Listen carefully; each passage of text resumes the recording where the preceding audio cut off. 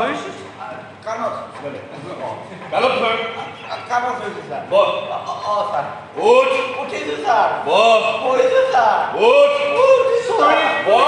উঠিছোঁ ছাৰ উঠ উঠিছোঁ ছাৰ Sorry, ছাৰ ছাৰ মই আৰে বলবন্ধ ইয়াক লকাপৰ ভিতৰত ভৰাই থৈ দিয়া নালাগে ছাৰ মই চিনি পাওঁ নহয় এনেকৈ পিছে আহি থাকোঁতো আপুনি কি যুক্তিত এই ল'ৰাজনক সোমাই ৰাখিছে Hello? মই সঞ্জু বৰুৱাৰ কথা কৈছোঁ Hello? বিনা কাৰণত আমি কাকো থানাত নোসোমাওঁ সঞ্জু বৰুৱাক পাপৰি দত্তই চিনি পাইছে চিনি পাইছোঁ বুলি ক'লেই হ'লনে আন্ধাৰ ৰাতি কোনে কি কৰিছে একো নজনাকৈ আপুনি ল'ৰাটোক থানালৈ লৈ আনিছে সঞ্জু বৰুৱা মোৰ ভতিজা ৰুলিং পাৰ্টিৰ মানুহ ৰুলিং পাৰ্টিৰ মানুহ হ'ল বুলিয়েতো আমি তাক ৰেহাই দিব নোৱাৰোঁ শুনক আইন সকলোৰে বাবে সমান হয় কি কৰিব আপুনি মানুহ থাকক কি কৰিব আপুনি এজন সন্মানীয় ব্যক্তিৰ সৈতে কি ধৰণে কথা পাতিব লাগিব আপুনি নাজানে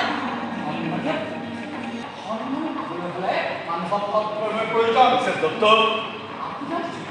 মানুহজনী কোনোবাই এনে কাম কৰিলেহেঁতেন আপোনাৰ জীয়েকক যদি মিছেছ দত্ত প্লিজ আপুনি সীমা চাই কথা কৈছে সন্মানত ৰাখিছে নিজৰ সন্মানত চিন্তা কৰে মানে আনৰ সন্মানতো মূল্য দিব লাগিব মই আপোনাক উচিত শিক্ষা দিব পাৰোঁ আপোনাৰ চাকৰিটো কি কৰিব মোৰ চাকৰিটো চাকৰি শেষ কৰি দিব মিছেছ দত্ত প্লিজ আপুনি মনে মনে থাকক কিয় মনে মনে থাকিব লাগে কিয় মনে মনে থাকিব লাগে তেতিয়াহ'লে কৰক কাজিয়া কৰক পাৰ্মিশ্যন মানে গোটেই ৰাজ্যতে 144 ধাৰা বলবৎ কৰা জিলাখনত। গোটেই জিলাখনতে 144 ধাৰা বলবৎ কৰা মিটিং বন্ধ কৰা মিটিংখন বন্ধ কৰা আমি মিটিং বন্ধ কৰিব নোৱাৰোঁ কথা বেয়া কথা কিন্তু বেয়া হৈ যাব আমি ইয়াতকৈ আৰু জংগী আন্দোলন কৰিম আমি ইয়াতকৈ আৰু জংগী আন্দোলন কৰিম মনে বহি আছে মনে মনে বহি আছো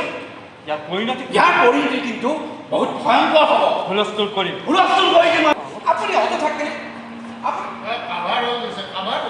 মনত এফালে আহা আৰে আহা শিক্ষকতা কৰিছে তুমি ভাল ঘৰৰ ল'ৰা তোমাৰ দেউতাই শিক্ষকতা কৰিছে এটা সন্মানীয় চাকৰি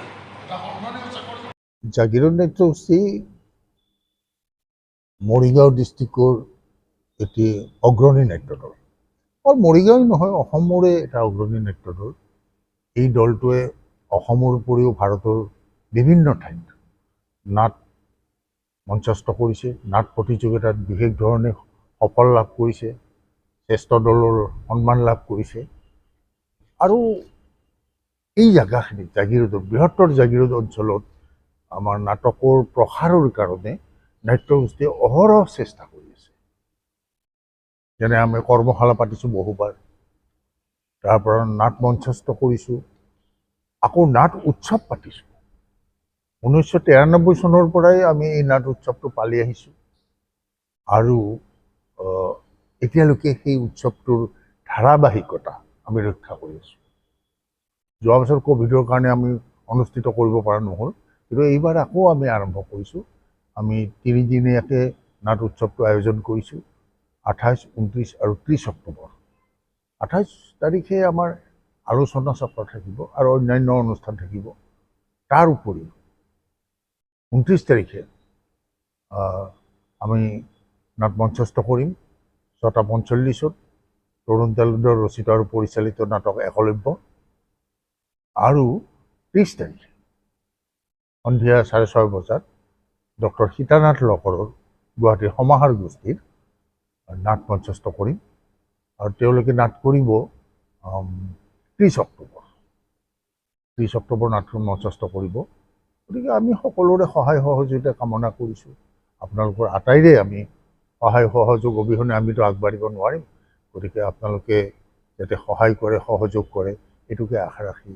মই সকলোকে ধন্যবাদ জ্ঞাপন কৰিছোঁ